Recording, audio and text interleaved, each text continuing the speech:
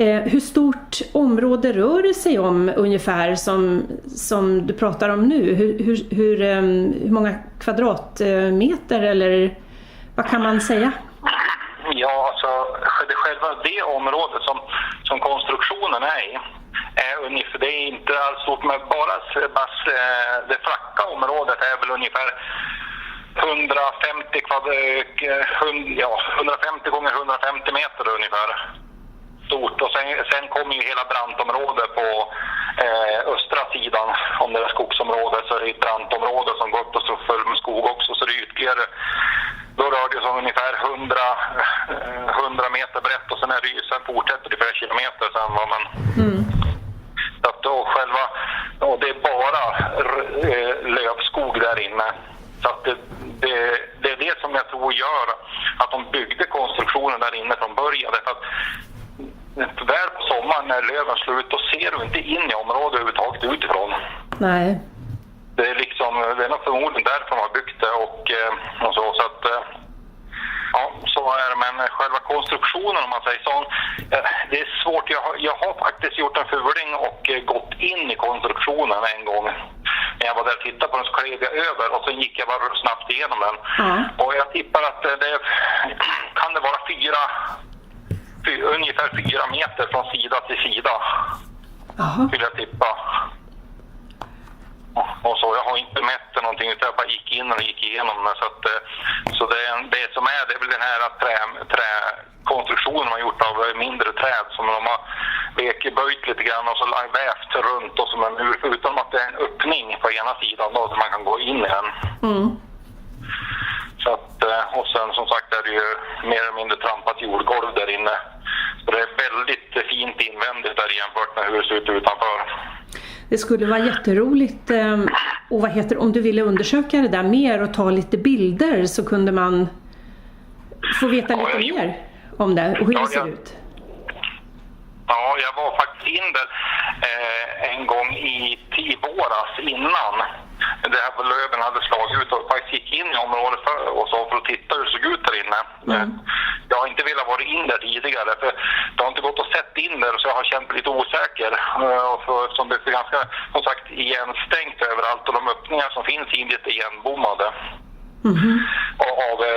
Alltså träd som är antingen någon blåsomkull eller någon har knöpp omkull och sen sitter det ofta kryssmarkeringar där så att jag har dragit mig för att gå in där jag inte ser in riktigt så jag inte kan se vad jag har framför mig så att, men som sagt nu var jag in dit och hade bara actionkameran på mig just då på huvudet och jag gick bara mest omkring och tittade så jag pratade inte så mycket så att jag bestämde mig för att jag ska nog göra en riktig film om det där så att jag liksom kan berätta lite grann om vad jag ser och höjd och storlek på saker och så riktigt.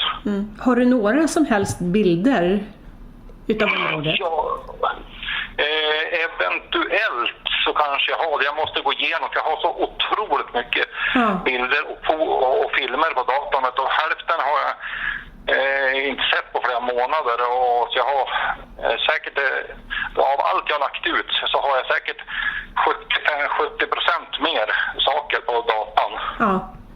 Som jag liksom egentligen inte ska tycka, det är inte jättemycket så intressant kanske och det är kanske inte så jättemycket som folk förstår vad det betyder och vad det är för någonting och därför har jag inte använt det. Nej, men som sagt, har du det så skulle det vara jätteroligt att titta på. Man skulle kunna visa det just när vi pratar om den här speciella platsen så att man fick en liten bild framför sig.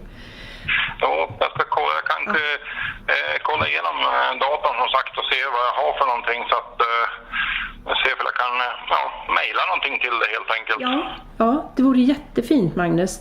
Men det ska bli spännande att följa vad du får se när du studerar lite mera. Ja. Det ska bli jättespännande att se vad du upptäcker.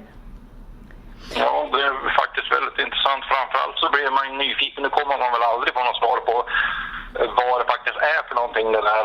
Och det skulle vara märkligt om en människa bara har gått och gjort och byggt det. Det är inte omöjligt, men det är ju aldrig några människor som vistas där så att mer än jag då möjligtvis. Men Nej. Ja, man blir lite förundrad över vad det kan vara för något, eftersom framförallt träden är så pass stora också att brotten uppe på dem, de 4 träd som är runt den här platsen, är så pass stora och så högt upp. Ja, precis. Ja, nej men vi väntar tills du har undersökt det och sen så får vi se när du vet lite mer. Jo. Men som sagt var, Magnus, vill du berätta? Det var en dag när du var ute och gick och i närheten av det här ravinområdet så var du med om en händelse som var väldigt speciell. Skulle du vilja berätta vad som hände, vad du såg och vad du hörde? Ja, du tänker på rasområdet kanske? Ja, jordskredsområdet. Jo, det är ju, det är 2013 tror jag det var, så det är drygt 3 år sedan som jag var ute och gick på andra sidan av älven. Ja. Och så jag hade egentligen inte tänkt att gå upp här. Det är som en smal stig som någon har gjort, som går upp för det där gamla, det delen som är av rasmassorna som ligger närmast vägen och så att jag gick helt enkelt förbi där, kom och gick efter en skogsväg, eller kostigen eller vad man ska kalla den, där de forslar kor ibland på höstarna. Men så att jag kom och gick där och tyckte att jag hörde någon som satt och sjöng uppe på, längst uppe det som ser ut som ett kalhygge då, eller rasområdet. Och det är väl några 100 meter upp, och jag stod där en stund och funderade på vad det kan vara. Jag tänker bli så förundrad för att jag vet att det är så slyigt där uppe och det finns väldigt mycket bärbuskage där uppe, och de går ändå upp en bra bit upp på magen på mig, och jag är ändå drygt 1,90, så att att folk är frivilligt gå dit förundrade mig lite grann. Så jag stod där en stund och lyssnade och tänkte, undrade vad det kunde vara för någonting. Så beslutade jag att jag skulle gå upp dit. Och medan jag gick upp dit så hittade jag bland annat 3 stycken fotavtryck på vägen upp. Fast de var lite märkligt, att de var precis som personen hade gått i sidled uppför branten, när jag själv kunde gå helt normalt. Jaha. Och så det var lite så här udda, så att den gick helt i sidled, och så var det flera meter mellan fotstegen. Så jag kunde inte se något annat fotsteg. Och sen kom några meter senare till, och så var det till. Och sen kom man upp på den här lilla platån, kan man säga då, in till ett stort hallonbuskage. Och då kan man säga hallonbuskage kanske 1,20-1,30 högt ungefär. Och där är det som en liten 1,5 gånger 1,5 meters yta. Och det var det ganska tydligt, och det är fotavtryck, och alla de där fotavtrycken fotade jag.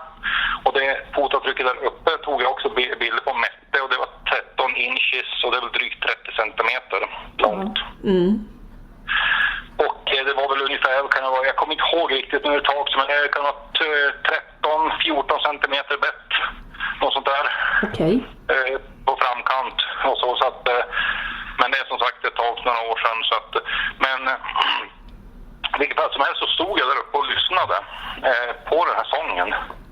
Och jag blev förundrad, så jag tänkte jag måste nästan gå upp och titta på det här, för att då, när jag var där uppe, när jag vände om, då såg jag att det var som en stig som gick in i buskage och sen upp för berget. Och det första jag tittade på, minns jag, det var att jag kollade på det fanns en älgspår i närheten, för det var en älg som hade gått upp där. Men jag kunde inte se några älgspår överhuvudtaget, så jag tyckte det var märkligt, så jag tog och gick in i den där stigen, så rakt in i bärbuskage, och sen vek jag höger och så rakt upp efter berget, så gick jag, och så kom jag först fram till en stor björk. Det är en gigantisk björk det där, så att man får liksom svinga sig upp i den, och sen fick jag liksom hoppa ner mellan en stor gren och stammen ner 1,5 meter i backen, och sen tog jag mig vidare uppåt. Och inte förglömma att när jag väl gick in i riset, då var det precis som sången upphörde direkt. Och så var det helt knäpptyst. Så när jag gick upp för berget och över trädet och så upp på berget, då kom jag till en stor sten som var, jag kan tippa 2 kvadratmeter kanske var. 2,5-3 kvadrat max, va. Och det var ganska platt och såg ut som ett ägg i formen, fast det gick platt. Så jag ställde mig på den, så stigen gick upp i den. Och bredvid den så var det som 2 meter från den på sidan av stenen, så låg det en stor lega. Och om man är i skogen så vet man ju att till exempel om en älg eller rådjur så går de ju så de bildar stig i gräset fram till den här legan. Och sen lägger de sig ner. Va? Men här fanns det ingen stig överhuvudtaget. Det var precis som att stigen upp till sten och sen var det 2 meter ut till legan. Ingen stig dit. Jaha. Och jag blev lite konfunderad och stod och tittade ett tag och jag tog även bilder på det. Va? Och så jag tog en bild. Efter en liten stund så satt jag och tittade på en stubbe som stod en liten bit bortanför, någon meter bortanför. Och så var det som ett litet buskage. Och stod och tittade. Jag tyckte det såg så jävla konstigt ut i buskage. Jag tänkte, är det någon som ligger bakom buskage och tittar på mig? Det var precis som någon hade fram ansiktet sitt bakom buskage. Så jag tog kameran och så tog jag lite bilder på den. Och även på stigen upp och sånt där har jag. Och naturligtvis fototrycken. Men så när jag tyvärr så kameran är inte något vidare var den där, ja, jag ska inte säga vad det är för märke, men den var inte något vidare bra. Så att det de kallar för, när man ser bilder på Bigfoot, när de blir som blobsquatching eller vad de kallar det, de blir riktigt jäkla dåliga. Blobsquatch, det enda man kunde urskilja på bilden, det var att man kunde se som mörka ögonhålor och så skulle man urskilja som ett ansikte.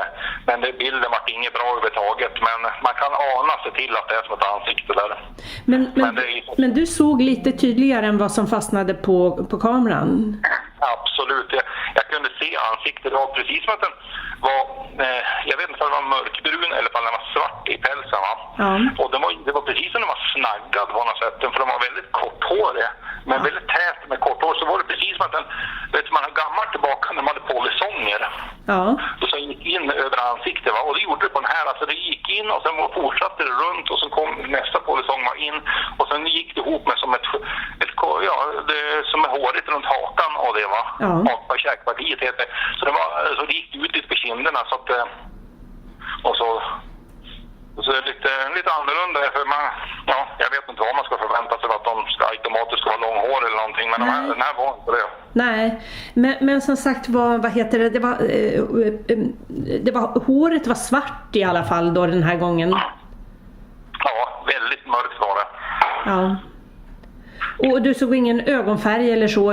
Det gick inte att urskilja kanske? Ja, det var precis som att ögonen var kolsvart. Kolsvart, ja.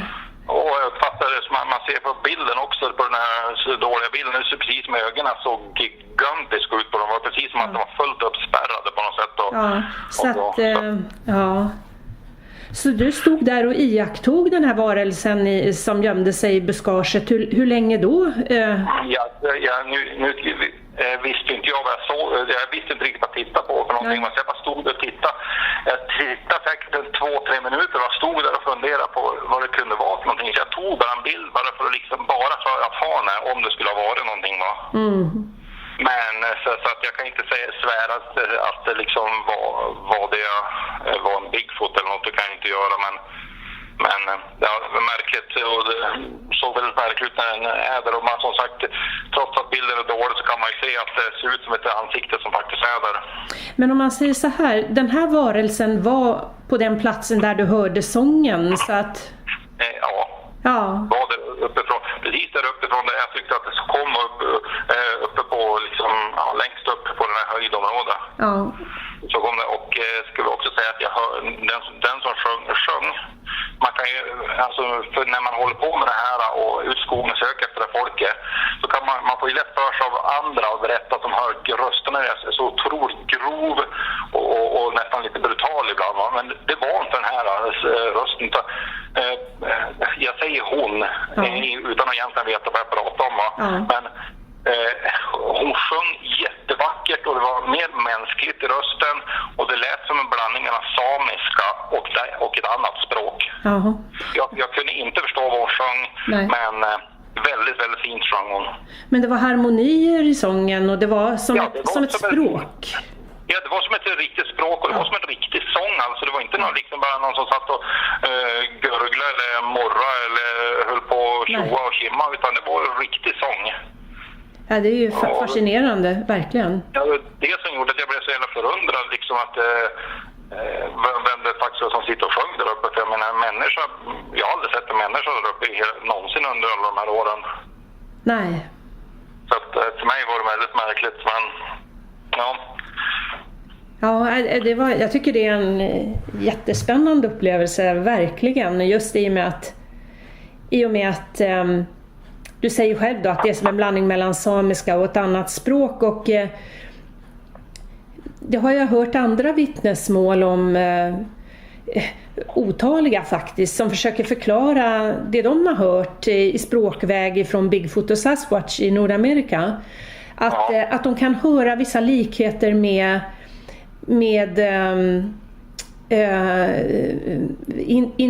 olika indianstammars språk och dialekter. Som att vissa ord som man kan känna igen och så. Nu kan ju inte varken du eller jag samiska, så att, men du har nog hört mera samiska än vad jag har i alla fall, som bor där uppe. Så att du kan göra de jämförelserna. Ja, absolut. Ingen tvekan om liksom att det lät som blandning med samiska och något okänt språk för mig. Det var det ingen snack om. Nej, och jag frågade ju dig tidigare om det lät som någon slags samisk jojk eller någonting sånt, men det sa du att det gjorde det inte. Nej, utan det var en vanlig sång, ja. En vanlig sång, precis som att man skulle ha lyssnat på radio eller någonting. En riktig låt alltså. En riktig sång med, ungefär som man skulle sjunga efter text eller någonting. Väldigt märkligt. Ja. Är det första gången och enda gången som du har hört de varelserna sjunga? Ja, det är det. Bara en enda gång. Ja. Har du... Ja, för att du har ju hört förut hur de kommunicerar med varandra. Du berättar ibland när en människa kommer gående, så hör du har hört själv hur de ropar till varandra som för att varna varandra att det kommer en människa. Ja, det har jag. Det var inte alls samma sak, utan nu var det mer som att de lät som ett vanligt djur och så, va. Och så det fanns inte som jag kunde uppfatta innan, inte något tal eller så, utan det var mer liksom ett rop av något slag, va, som de gjorde högljutt. Förmodligen inte för att säga till sig oss, utan faktiskt för att de kanske hade någon som tittade till oss när vi kom och sa till de andra. Det ljudet som de använde då, är det den typen av ljud som de riktade mot dig den gången när du filmade? Ja, nej, alltså det ljud de har använt när de kom fram ungefär för att säga, som jag tror att de meddelar om andra som finns i närheten. Det är mer, hur ska jag beskriva det? Ungefär som att det låter ungefär som att de säger au, au, au. Det är ljudet, va? Det är inte riktigt som ett hundskall, blir det inte, utan det blir liksom ungefär som man skulle säga bakvägen på något sätt. Väldigt, väldigt märkligt låter det, och så väldigt högljutt. Och ofta, nästan alltid, jag ska säga till 100%, så har det alltid varit två sådana där skall. Hör du att de... Även om de var... Ja. Hör du att de svarar varandra då? Nej, det gör de inte. Nej. Ingen har någon, så antingen så hör man skallen antingen på väldigt långt håll när man kommer, eller så hör man dem riktigt nära en. Men de får aldrig något svar. Det är precis som förmodligen någon form av varningsgrej så att vi kommer. Och så. Så att, väldigt, väldigt märkligt. Det har du aldrig fått det har du aldrig lyckats spela in det ljudet, va? Jag vet inte ifall du kom med på det ena filmen där jag hörde en typ apliknande tale som de tilltalar med. Att eventuellt i början på den filmen kanske det finns, men de skall jag fick då mot mig först innan jag fick det tale. Då fick jag de skallen, men det var på jättelångt och det lät som att det skulle vara på flera 100 meters håll. För det var precis, jag vet inte, bortanför när jag var så finns ett stort höjdområde och det lät ungefär som skallen kom från höjdområdet, så att han stod och tittade på mig eller någonting, det vet jag inte. Nej, sen är det ju alltid så att när man är där själv så har man lättare för att uppfatta också kanske hur långt ifrån det är jämfört med när man lyssnar på en ljudupptagning. Så då är det lite svårare att höra för oss som lyssnar och bedöma avstånd. Ja, det är så. Men alltså, det var så stor skillnad för det här. De skallen där borta, de var på ganska långt håll, och de skallen vi hörde som var i närheten av där hon sjöng, den här personen satt och sjöng, det var bara kanske 200-250 meter längre längre ner Strömsälven. Söderut alltså. Och jag tänkte säga, nu stod det still. De skallen var väldigt, väldigt nära. Så vi alltså det är svårt att förklara hur det ser ut där uppe, för man kommer upp på den lilla stigen som är då, man kommer upp till djurstigen där uppe där det mest älgar så, där man kan följa stigen åt vänster och höger, vi gick åt höger, men då måste ta stigen en liten sväng i en svack som är jag vet inte, man kan kalla det ungefär som en vik på en sjö. En sjövik som en liten öppning i skogen, det är inte alls stor, kanske 15 kvadratmeter, bara så stigen svänger lite grann in i den där innan den blir synlig igen. Och det var precis där som man kom, så att det var precis som att han var nog inte mer än kanske 25-30 meter från oss.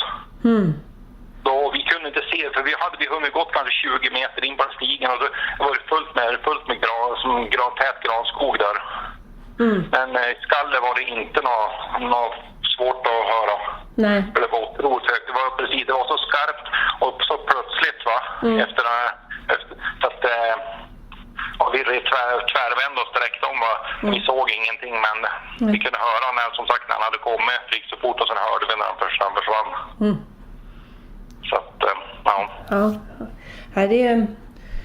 det är ju helt klart så att de har olika ljud för sig, och du har ju kunnat identifiera åtminstone 2 olika ljud och dessutom en sång då med någon form av språk, så att jag tycker du har gjort ett jättefint arbete, en jättefin dokumentation som du fortfarande håller på med också, så att det är ju hur intressant som helst att följa det här arbetet. Du har ju också gjort andra iakttagelser. Du berättade för mig att du hade hört någonting som lät som skratt. Ja, det var i våras när jag och min svärfar var ute, eller styvfarsan min var ute. Vi skulle kolla kärlen i backen så vi kunde ta ner traktorn ner dit för att dra lite timmer. Så vi gick in, det är ett område som ligger ner vid älven här. Det är ganska tät skog där nere. Så det kommer den här gamla grusvägen in där från kraftverket kan man säga. Och vi kommer gå, klockan är väl drygt 8:30 på kvällen. Och när vi går förbi slutet på det första skogsområdet kan man säga, det är mest lövskog där. Och sen är det kanske 70-80 meter ner till älven och just där då. Och då går förbi, både han och jag reagerar på när liksom vände sig om och tittade och undrade vad fasen det var. För vi kunde klart och tydligt höra alltså, som barnskratt inifrån skogen. Och det var jättetydligt och högljutt som skrattade under några sekunder och så. Och det märker jag att det lät nästan som människobarn som stod och skrattade inne. Men det finns ju inte en människa, inte enligt mig i alla fall, som skulle själv skicka ut barna.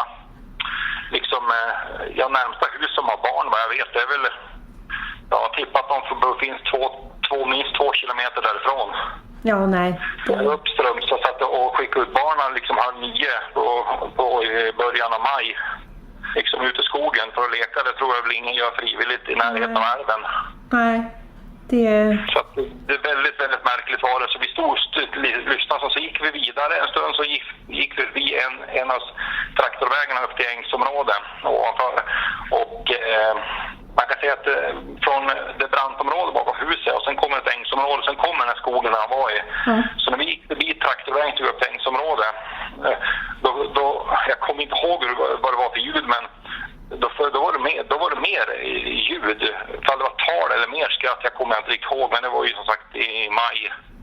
Så från nästa lilla skogsområde innan det sen var knäpptyst när vi gick vidare. Har du hittat någon form av konstruktioner eller någonting i det här området där du hörde skratten? Ja, jag har inte på just den lilla skogspartiet där jag hörde skratt. Jag har aldrig varit in där. Nej. Och så det området är väl svårt att säga, det är väl 250 gånger 250 meter det där skogsområdet. Och det är ganska mycket, det är ganska kuperat, så att även om det är på vissa ställen inte jättetätt, så är det precis som det har varit, ifall de har haft en gammalt grustagare eller någonting som de bygger kraftverket på 50-talet. Så det ligger små inte riktigt in där. Nej. Så att, det är ganska skyddat. Så det är ganska skyddat från insyn och... Ja, det är ju det. Och sen på andra sidan, om man säger, vad blir det? Vad du tänker österut. Om man går genom skogen, då är det då är det i princip alltså som en bergsvägg som går ner där. Och så kommer en asfalterad väg ner till kraftverket från stora vägen längst upp som följer dalgången. Och det är därför det är i princip helt insynsskyddat. När du kommer med bil ner och så och även när du kör upp, då ser du inte ner där. Nej. Så att det är full insynsskydd från båda hållen. Ja. Och sen är det ju som, det har de ju tur då eventuellt, för området är ju stängt mot kraftverket lite grann, för eftersom de har ju kraftstationer utanpå som levererar strömmen. Så att de har ju stängt med stängsel delar av dem, så man kan ju inte liksom gå in därifrån heller så man, och så och titta från. Ja, då kan man ju undra om det var Bigfootbarn kanske som, eller som skrattade, eller om, det finns ju väldigt mycket berättelser om att de är duktiga på att imitera faktiskt. Så att imitera människor, imitera tal, imitera andra djur också. Ja. Men ändå är det liksom, det är aldrig det precisa ljudet utan det är alltid någonting som skiljer. Jo, det är så. Alltså, man kan säga att de här spåren som jag hittade i maj, de här 40-fotspåren som vi pratade om förut. Ja. Det hittade jag samma dag som de här skratten var. Det är att vi gick längs en skogsväg tills den tog slut. Sen tog vi varvet tillbaka längs ängsområdena. Ja. Och då vi hittade de här spåren. Jag förstår, ja. Då förstår jag. Så då gick de, och de spåren går ner till den första lilla traktorväg som går upp till första ängsområdet som är precis i anslutning till den skogsområdet skratten kommer ifrån. Ja, jag förstår. Det var de spåren som du trodde hade gjorts hösten innan, eller? Ja. Så att, och det var ju blandad storlek på dem, var 3 olika storlekar så att både större och mindre. Det var både större och mindre spår, ja. Ja, jätteintressant. Men som sagt det är ju ett frågetecken där. Vi vet inte vad det var, men förmodligen var det väl inga människobarn i alla fall som var ute mitt i natten långt hemifrån. Eller mitt i natten, jag menar mitt i kvällen långt hemifrån. Så att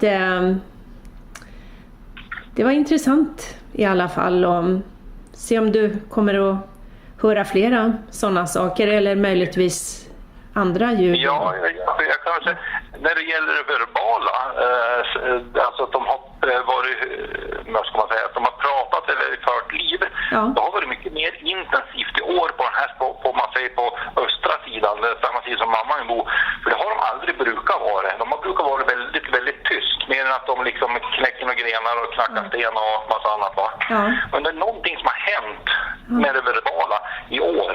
Ja. Och jag vet inte varför helt plötsligt. Är det att de känner sig trygga när vi har varit där några år? Vilket det blir ganska troligt att det är så, va? Men man vet ju inte. Det kan ju också vara så att ursäkta. Det kan ju också vara så att om det är en familj så kan det ju vara det att barnen har kommit upp i en ålder när de börjar bli lite mer självständiga och framfusiga. Och vill undersöka saker på egen hand, och de är ju absolut inte lika slipade som de äldre Bigfoot som inte visar sig speciellt ofta, utan barnen är ofta eller ungdomarna rättare sagt, som brukar avslöja sig själv och visa sig, och för att annars är de ju otroligt skygga och svårfångade på alla sätt på bild och även vid möten. Men däremot de här ungdomarna, det är ofta de som är ute och visar sig och är väldigt intresserade av de är ute och utforskar helt enkelt. Det kan ju vara så också att det är mera liv och rörelse för att de har kommit upp i den åldern. Ja, det är inte helt omöjligt. Nej. Men som sagt vi vet ju inte, men jag tänkte be dig berätta någonting. Din mamma, för det är ju som du sa när vi pratade tidigare, det är mycket märkligt som sker i skogarna i Jämtland, och din mamma hade sett någonting märkligt som inte vet vad det är, men om du ville nämna det ändå, det var någonting. Ja, det är också från tidigare i år. Och det är flera saker som har varit, delvis hon sent på kvällen. Och det var ungefär, jag berättade för dig att vi hade sett de här ögonen som lyste på slutet av skogskanten bortanför huset. Ja. Och det här var ungefär en vecka tidigare som det här skulle ha skett. Det hon säger sig och fall hon såg rätt eller inte är svårt att avgöra, men hon påstår att hon såg barn precis skogskanten där, för det är en ravin som sagt bakaför där, och sen går en stig rakt ner i branten, en välanvänd stig, men som sagt jag ser aldrig någon djur som går där, men hon såg då som barn, säger hon, som lekte och eventuellt dansade tillsammans precis på den här kanten till ravinen och till brantområdet på ena sidan. Sa hon hur många barn det var och ungefär hur stora de var? Nej, alltså hon sa bara att det såg ut som att det var barn, alltså inte ungdomar utan mer i barnstorlek som kanske inte var mer än 1,20-1,30 hög. Och så, jag tror, om jag inte minns fel så tyckte hon så att de var 4 eller 5 stycken som skulle ha dansa och lek där borta. Så hon hörde ljud också då, eller?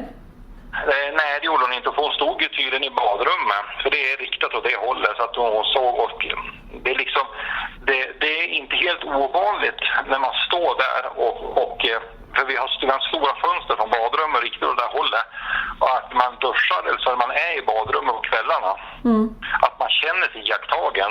Nu behöver inte det betyda någonting, va? Men min dotter säger samma sak, och andra som går in i badrummet säger att det är obehagligt att vara där inne, för det är precis som det känns som att det alltid är någon som står och tittar på en. Så det är precis som att det första de gör om persiennerna är öppen, då kastar de sig fram mot fönstret och så flyr de ner persiennerna blixtsnabbt. Ja. Läskigt. Ja, det kan vara väl. Så där har jag känt också. Det är inte riktigt undra det första man gör när man kommer in, man tittar på att persiennerna är igendragen när det är mörkt utanför, då liksom fram dit fort och sen drar man igen. Ja, jag tror det ligger någonting i det där faktiskt, att man har vissa känslor av att man vet när man är iakttagen helt enkelt, och likaså vet man när det är lugnt när man inte är iakttagen, för då har man ju inte den känslan, och den är ju irrationell och man kan inte förklara den rationellt på något sätt, men man ska nog lyssna på vad kroppen säger och vad sinnena berättar för oss i alla fall, så att, och det var ju där hon såg sen det här också, så att frågan är vad det var. Ja, alltså jag vet inte, nu ibland så man har hjärnan sätter ju spratt på folk ibland, att man, när man känner sig iakttagen, att man får för sig saker, men ibland så hörs det som, framförallt på nätten om man inte kan sova om man är uppe, som stått, då är det ibland man kan höra ungefär som att någon skulle gå utanför huset. Och vi har sett i mossan som är på baksidan av huset, så har vi sett det som ser ut som avtryck. Och på baksidan, kortsidan av huset, ner mot brantområdet, det finns en stig som går hela vägen ner till ängsområdena. Och det är inte så långt från den skogen där de här stora konstruktionerna är.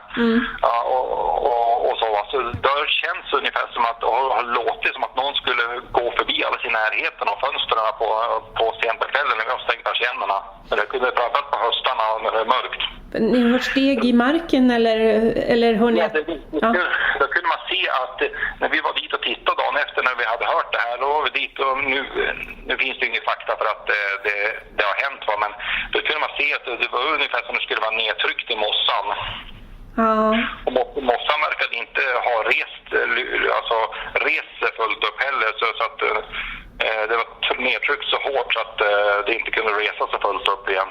Och det var inga djurspår eller så, nej? Nej, de var ganska stora, alltså större än mina fötter. För jag har ju satt ner min fot i de där några gånger tillsammans med min dotter. Vi var ute och kollade, satt jag ner kängan i spår, och spåret var typ mellan kanske 7-8 centimeter längre än min 45 Lundhag. Så att... Ja. Nej, som sagt, vad heter det? Det är ju inte ovanligt att de går runt 1000 heller. Nej, så att de är ju väldigt intresserade av oss och studerar oss. Jo, det finns ju otaliga vittnesmål om att de håller koll på oss och vad vi gör. Så att det är mycket möjligt. Men som sagt, ni har ju ovanligt trevliga skogsvarelser där i alla fall. Så att, men det kan ju vara det som du säger, att det har blivit mera livat på den sidan där din mor bor nu då. Att det är ungdomar, skogsvarelsernas ungdomar som tar sig lite större friheter i och med att de nu är i den åldern och blir mera nyfikna. Så att det kan ju hända att du kommer att få se mer och mer nu allt eftersom. Ja, man kan ju hoppas på det. Men det är ju som sagt lite ovant att när man inte har riktigt koll på vad det är för någonting, när man inte får se dem riktigt. Nej. Utan de håller allt avstånd, så då vet man inte vad det är för någonting. Nej. Och sen likaså ifall aktiviteten kommer att fortsätta eller om den kommer att ta slut nu i oktober då? Jo, det är det man inte vet. Nej, för att det där har man ju funderat på när vi har pratats vid då. Om det, för det första då, om det är samma grupp som vandrar då, kanske simmar över älven och är på både östra och västra sidan, eller om det är två olika grupper. Ja, bra fråga, men som sagt, men det är helt omöjligt att ha svar på det. Det enda som man kan säga är att de är, alltså hur de uttrycker sig, att så verkar de vara två skilda grupper, skulle man kunna säga, eftersom de är mycket mer verbal på västra sidan om älven än vad de är på östra sidan. Men det är i första år som sagt som de har börjat föra ett liv. Och varför vet man ju inte. Ja, och sen också har vi pratat om det kan vara så att de räknar det ena området som deras mera privata, där de inte så gärna vill ha människor springande, medan det andra området, där vet de att det är ju ert revir eller vad man ska säga, så att där är de mera följsamma. Om det kan vara så också, om det nu är samma grupp det handlar om. Vad jag tänker lite på, det är det att nu kan det ju vara så att de har olika färger på sin kroppsbehåring också, men i och med att du berättade för mig att den ena hade glest röd behåring på sin kropp och den du såg som sjöng var ju kolsvart nästan. Ja. Så att det kan ju vara det att det varierar i pälsfärg också, men annars så det kan ju kanske också vara olika typer utav skogsvarelser. Ja, alltså det är som sagt svårt att veta, men ja, jag skulle bli förvånad. Alltså, jag tror det känns mer, i alla fall det känns mer naturligt om det skulle vara två skilda grupper bara som bor på olika sidor av dalgången och älven. Det känns mer som det känns som en naturligare förklaring i alla fall. Sen fall vet man inte om det är sant eller inte. Nej, precis. Men men som sagt, det här är ju en pågående observation som du gör nu, så att det kommer ju att komma nytt hela tiden, du kommer ju upptäcka nytt hela tiden, så att det skulle ju vara jätteintressant att ta del av det som kommer fram här, att du kanske kan berätta fler gånger om du vad du upptäcker. Ja, framförallt nu när jag har också, så har jag ju bestämt att när jag väl kommer ner dit igen så måste jag göra av den här platsen, av den stora konstruktionen som är där, med 4 träden som har och det här området mellan det, måste jag dokumentera riktigt. Det har jag aldrig riktigt gjort, utan jag har sett den ett antal gånger på håll oftast och inte gjort någonting av den så mycket, mer än att jag var in sist nu i våras, men det blev ju inget bra, jag inte pratat så mycket. Men för att jag ska ta och göra det, men som sagt normalt så brukar jag ju inte liksom dokumentera specifika saker, just, utan det är mest att jag vandrar, går in i skogen, jag får se vad jag ser helt enkelt, och sen går jag bara tills tills jag ledsnar i princip och sen går jag hem. Det är liksom, om det inte är någonting som gör mig illa till motstå eller att det är något som känns obehagligt, så att jag av den anledningen vänder om. Magnus, du har ju ganska lång väg att resa också för att komma till det här området. Det är bortåt 15 mil va, som du reser för att kunna... Ja, det är det. Ja. Så att du kan ju inte vara där varje dag så att säga, utan det... Nej, det är väl, alltså det är både och. När jag väl är där så vill jag alltid vara ute i skogen hela tiden, och jag önskar alltid att jag är där mycket längre så att jag kan liksom hinna med alla områden på båda sidor. Men det blir ju aldrig så. Så samtidigt är det så att någonstans är det så att man måste ju respektera de som finns där, och så måste man inte springa ihjäl. Så det är liksom precis likadant som att man skulle ha grannarna springande in i lägenheten som är stupiga. Då skulle man ju ledsna ganska fort.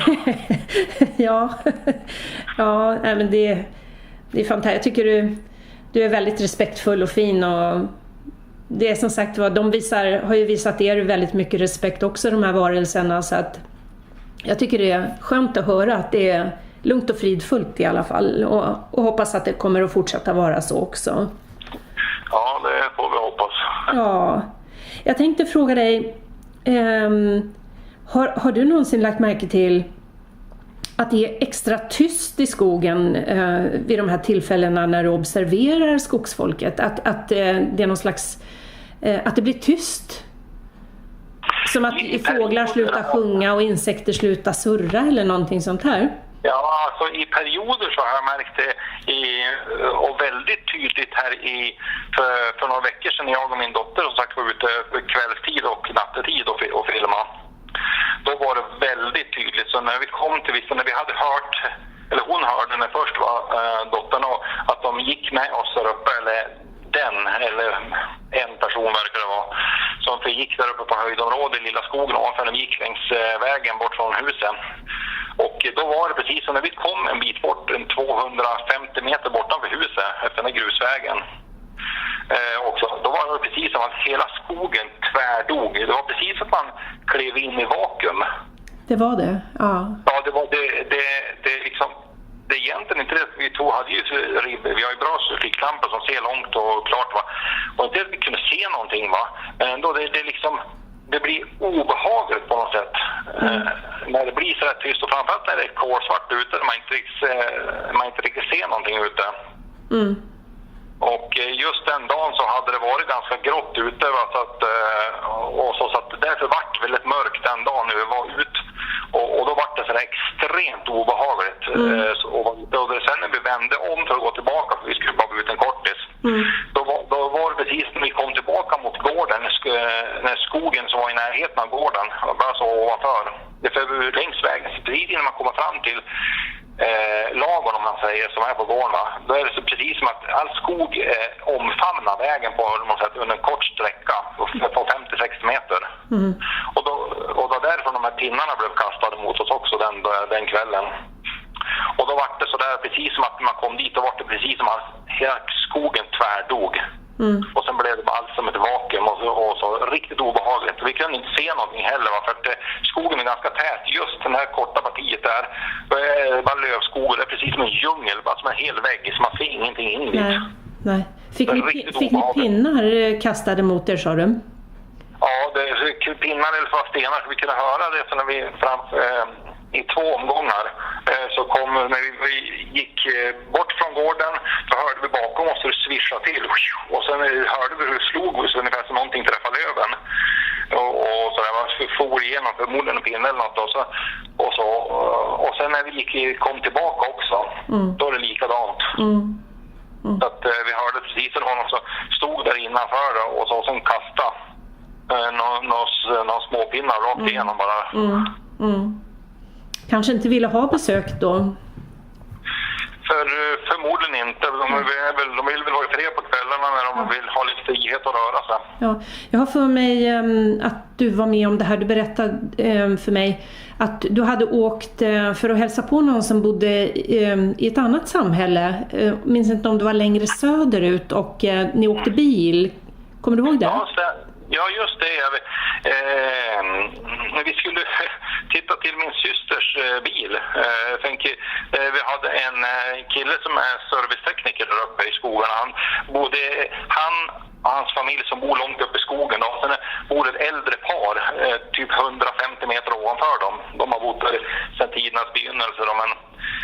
Och vi var bara dit upp för att titta till bilen, hur den såg ut. Och så skulle vi hämta batterier från den för att vi skulle ladda upp den för att kunna köra den därifrån. Och då när vi kommer dit och kliver ur bilen och så, då är det precis så. Det är otroligt gammal, risig, delvis väldigt risig skog som är där. Som går längs den grusvägen som följer där uppe på ganska hög. Jag tror det är 400 meters höjd ungefär bara, men det är ganska brant där i perioder så att det är inte något gåvänligt där. Men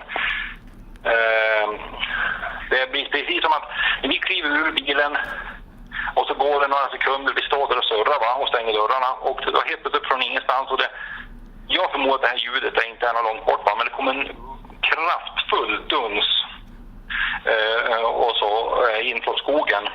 Och då hade vi kanske, jag vet inte om vi hade 15 meter i skogen, skogsgränsen och så, och kanske 100 meter till äldre parets hus. Och det var en rejäl duns, så både jag och styrfarsan då stod bara stirra på oss och varandra och sen tittar vi mot skogen och står vi där en minut och sen tittar vi bara liksom och så. Och jag hade inte tagit med mig kamerorna heller. Man kan inte ta med sig grejerna överallt man går, till slut så har man med sig det liksom på huset. Ja. Hur långt är det här ifrån det området där du brukar studera och observera? Ja, det är väl ungefär en mil söderut, nedströms längs älven. Ja, 10 kilometer söderut då. Ja. Jag skulle tro att det finns skogsfolk lite här och var faktiskt. Det är nog inte bara kring det området som du studerar, utan de finns nog utspridda över stora delar av Sverige, speciellt av kanske norra Sverige där de verkar vara rikligare då. I tradition, om man lyssnar till äldre tradition, vilket jag tycker man ska göra. Så att då har du alltså sett att det finns aktivitet på andra ställen också. Det är jättespännande. Men som sagt, det är ingenting du har pratat med de personerna som bor där om, eller? När vi var där så kunde inte jag se till det äldre paret, så förmodligen kanske var inne med killen som bor i huset nedanför dem då, så en serviceteknik, han var inte hemma så att han var ute och jobba. Okej. Så att jag har nu precis, man hinner inte med allting men jag har faktiskt haft i tanke sen det där hände att man, när det visar sig att de verkar finnas på fler ställen, eller i alla fall det är samma grupp som har ett väldigt stort område. Och i alla fall det är som sagt som vi spånar förut, att de yngre är ner hos oss vid gården och då faller det något ställe för yngre och sen de äldre är uppe på bergen. Och att jag har faktiskt haft funderingar på att man kanske skulle faktiskt gå dit och knacka på dörren och sätta sig och prata med framförallt det äldre paret. Absolut, för att de har kanske mycket att berätta. Jo, det skulle vara kul om de har det, bara liksom att få folk att börja prata. Och det är väl så att ställer man inte frågan så får man inte veta. Nej, det får man inte veta, så är det. Och alla kanske går och håller på det och tänker att jag vill inte prata om det här för då skrattar folk åt mig och tror att jag är lite konstig kanske då som ser väsen. Ja, och det är i alla fall de har hört saker och så va. Framförallt att folk som inte vet någonting om konstruktionen och sådär vad det är för någonting va, utan men kanske hört saker framförallt och de kan inte förstå vad det är. Ja. Och då, jag menar, då kanske man inte funderar så mycket på att man lägger det bara åt sidan. Ja. Även om man minns det. Det tycker jag låter som en jättebra idé om du har möjlighet någon gång och kanske ha vägarna förbi eller så. Att kunna prata med det äldre paret då. Ja, det skulle faktiskt vara intressant för att jag har faktiskt med tanke på hur skogen ser ut där, hur gammal den är, orörd den är. Ja. Så att det skulle vara intressant faktiskt att få ta på sig kläderna och faktiskt traska ut i skogen och se sig om lite grann och se vad man ser. Men det är som sagt, det såg väldigt risigt ut och tätt ut där så att det lär väl bli något. Du kommer nog säkert hitta saker där också, det är jag övertygad om. Ja, det lär visa sig med tiden. Jaha. Magnus, har du någonsin haft problem med kamera eller inspelningsutrustning när du har varit ute och dokumenterat? Nej, det kan jag inte påstå att jag har. Jag har aldrig tänkt på det i alla fall liksom satt tillsammans. Jag vet att kameran min har dött en gång för mig som hastighet, men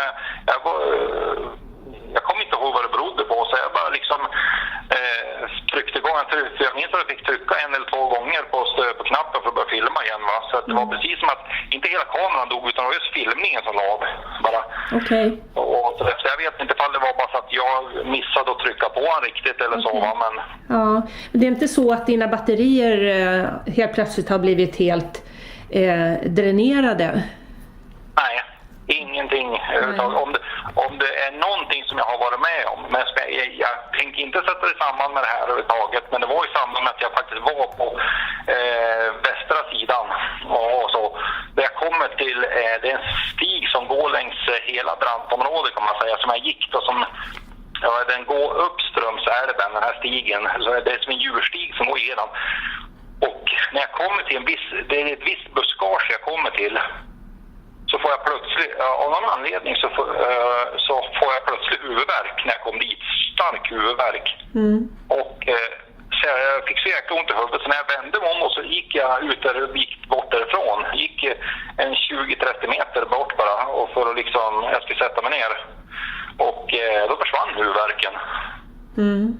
Och det är liksom det enda jag har varit med om. Och då var vi inte långt ifrån det där höjdområdet där den här personen satt och sjöng. Okej. Det var bara huvudvärk. Var det illamående också, eller? Nej, ingenting. Inte som jag kommer ihåg. Det här var ju förra året. Ja. Så jag fick mest stark huvudvärk, minns jag. Och sen försvann det ganska snabbt när jag hade förflyttat mig 20-30 meter bort. Ja. Har du hört talas om att det finns teorier om att Bigfoot i Nordamerika använder sig av infraljud? Nej, jag är inte så insatt i det. Nej, alltså jag vet ju inte om det har med din huvudvärk att göra, men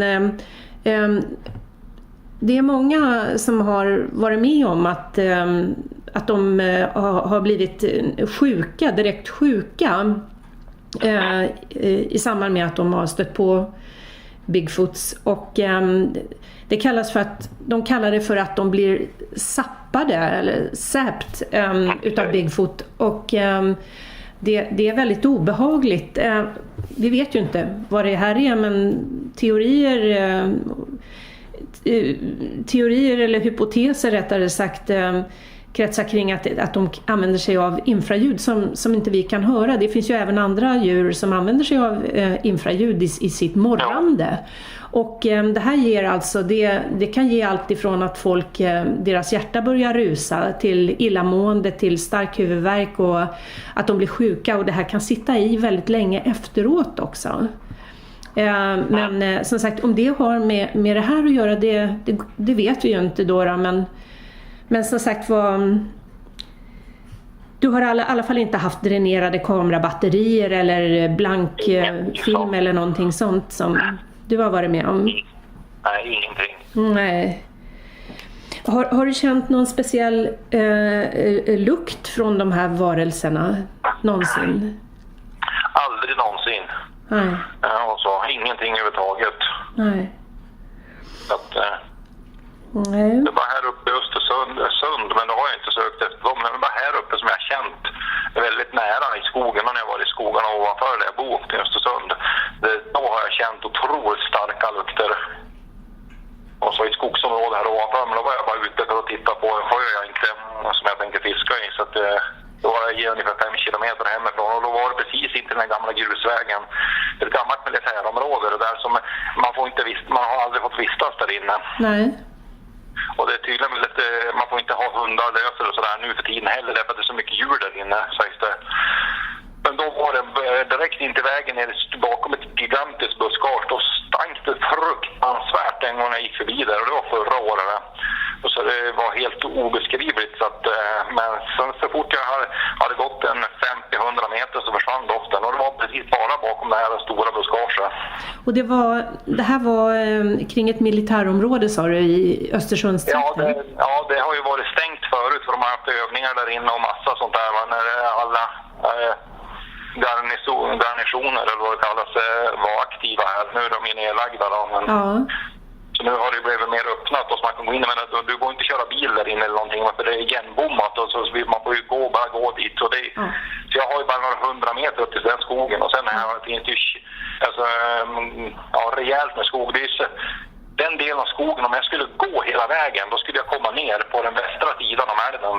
Ja. Och så. Ja. Men som sagt, du vet inte vad det var som nej, vad det var för lukt eller så? Nej, det fruktansvärt alltså. Så att, och så. Ja. Det kan det ha varit ett dött djur kanske, eller? Eventuellt kan det vara det. För jag har sett längs vägen har jag sett björnspår. Vi har sett björnspår där uppe och jag har även sett älgspår framför det. Ungefär som någon björn hade jagat några älg där uppe.